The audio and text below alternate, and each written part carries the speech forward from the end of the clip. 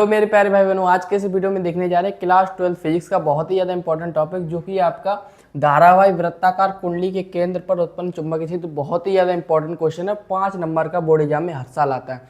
तो आज के इस वीडियो में आपको टॉपर ट्रिक बताऊँ किस तरीके से आपको क्लास में ही इसको याद करना है, क्योंकि हर चीज़ याद नहीं की जा सकती है। एक टॉपर ही आपको बता सकता है किस तरीके से आपको कॉन्सेप्ट को याद करना है, कैसे आपको एग्जाम में उसको लिखना है। सभी कुछ आज के इस वीडियो में आपको डिटेल में बताऊंगा। तो चलिए अपनी वीडियो को शुरू करते हैं।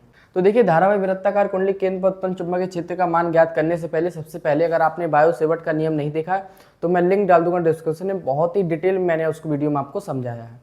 तो देखिए, मैं उम्मीद करता हूँ कि आपको बायो सेवर्ट का नियम आता होगा। अगर नहीं भी आता तो बस जो मैं बताऊँ वो आपको ध्यान से देखते रहना है। देखिए, सबसे पहले हम क्या करेंगे, धारावाही वृत्ताकार कुंडली केंद्र पर उत्पन्न चुंबकीय क्षेत्र का मान ज्ञात करने से पहले देखिए हमने क्या किया। सबसे पहले एक धारावाही वृत्ताकार कुंडली बनाई। देखिए, सबसे पहले मैं आपको क्या बताता हूँ। देखिए, ये मैंने कोई एक वृत्ताकार कुंडली बना ली।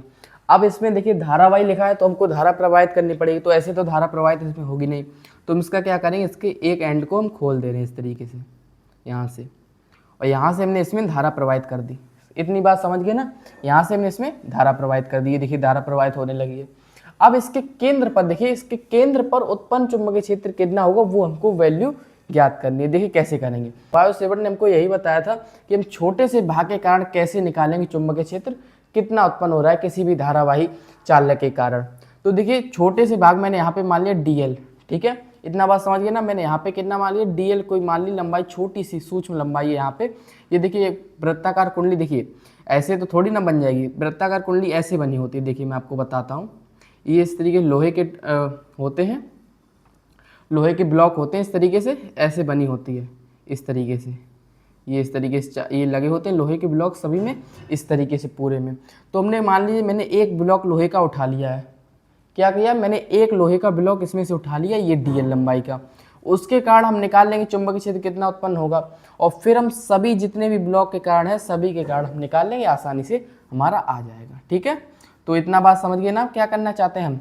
तो देखिए क्या करेंगे, सबसे पहले सूक्ष्म लंबाई के कारण उत्पन्न चुंबकीय क्षेत्र ज्ञात करेंगे। सबसे पहले क्या करेंगे, माना लिखेंगे। माना बहुत ही जरूरी होता है, अगर माना नहीं लिखेंगे तो आपके 1-2 नंबर कट सकते हैं।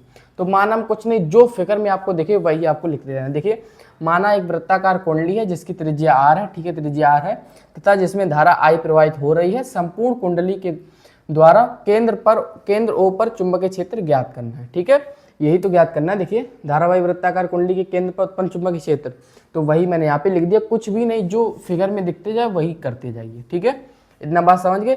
अब हम क्या करेंगे, इसमें सूक्ष्म लंबाई कारण उत्पन्न चुंबकीय क्षेत्र कितना हो रहा है, तो उसके लिए क्या लगाएंगे, बायो सेवर्ट का नियम। तो बायो सेवर्ट का नियम क्या होता है बताइए, dB इक्वल μ0 अपॉन 4 पाई IdL साइन थीटा अपॉन, जहाँ पे चुंबकीय क्षेत्र, जिस दूरी से चुंबकीय क्षेत्र जहाँ पे निकालना है, यहाँ से देखिए dl लंबाई से O तक की दूरी कितनी है, r है, तो वही r² के व्युत्क्रम के बराबर होता है, वर्ग की। ठीक है, ये यहाँ पे कितना क्या हो गया आपका बायो सेवर्ट का नियम, इतना आप जानते हैं।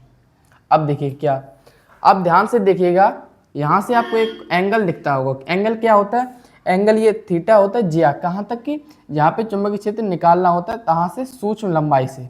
तो यहाँ से देखिए एंगल कितना बन रहा है, 90 डिग्री का। ठीक है, 90 डिग्री का एंगल बन रहा है। थीटा की वैल्यू कितनी दी है, 90 डिग्री। अब यहाँ पे रखेंगे तो साइन 90 की वैल्यू कितनी होती है भाई, 1 होती है। इतना बात आप जानते हैं। ठीक है, नहीं जानते तो लिख लीजिए। अब देखिए यहाँ पे मान रख दीजिए,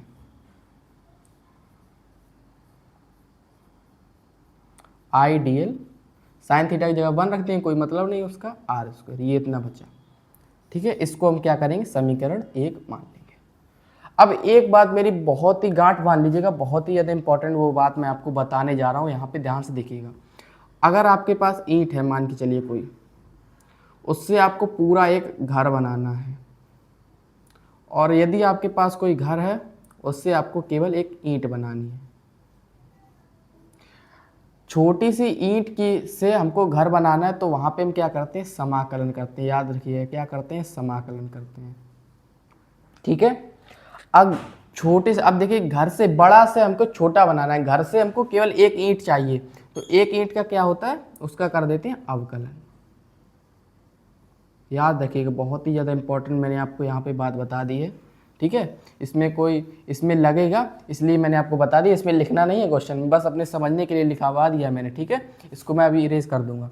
तो देखिए यहाँ पे क्या है, आपको क्या लग रहा है, देखिए यहाँ पे एक छोटी छोटी ईंट ब्लॉक से ही तो बना है ये धारावाही वृत्ताकार। हमने एक ब्लॉक के कारण निकाला है कितना चुंबकीय क्षेत्र है, हमको एक ब्लॉक के कारण तो चाहिए नहीं, हमको क्या चाहिए, पूरा ब्लॉक के कारण कितना होगा, मतलब कि पूरे वृत्ताकार कुंडली कार कितना चुंबकीय क्षेत्र उत्पन्न हो रहा होगा वो हमको बताना है।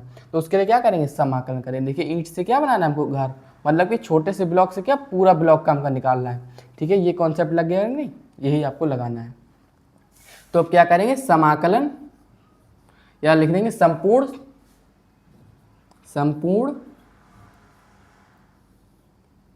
कुंडली, संपूर्ण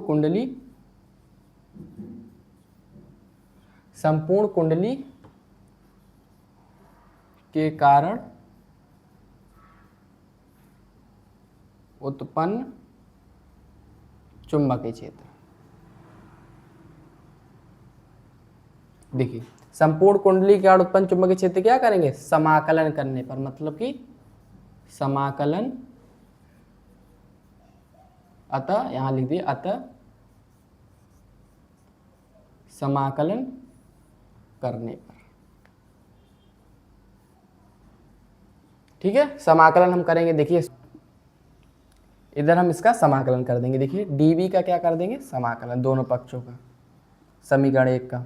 यहाँ पे देखिए म्यू नॉट अपॉन 4 पाई, ये तो कांस्टेंट है पूरा, i अपॉन आर स्क्वायर, यहाँ से केवल dl का समाकलन होगा, ये पूरा कांस्टेंट है, ठीक है। dv का क्या होगा, केवल d होगा, mu naught upon 4 pi i upon R square.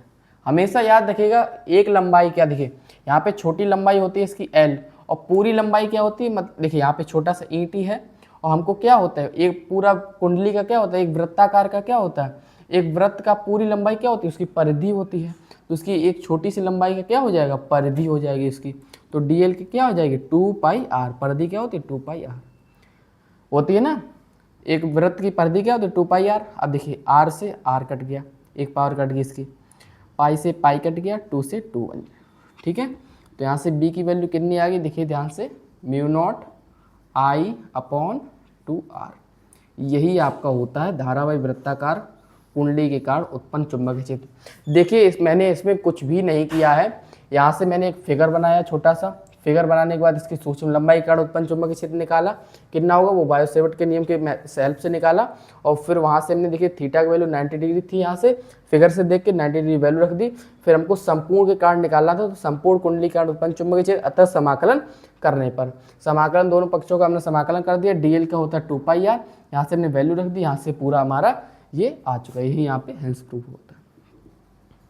इसको नोट कर लीजिए।